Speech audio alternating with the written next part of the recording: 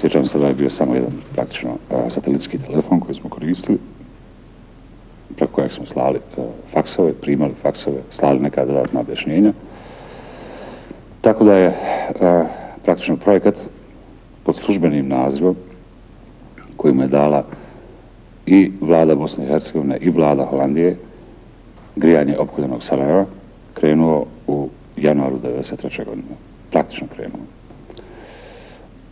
On se od tada razvijao u nekoliko faza i trajao je sve do 1. novembra 1996. godine.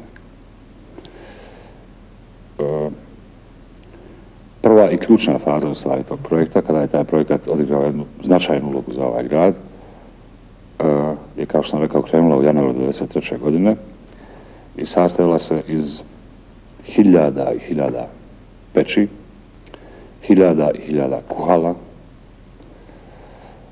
Sastojala se iz jednog ključnog dijela, to je bila oprema za gasifikaciju pekare sarajevske, i sastojala se od preko 100 agregata male i srednje snage, gasnih agregata, koji su da omogućavali da se struja tačkasto proizvodi u gradu.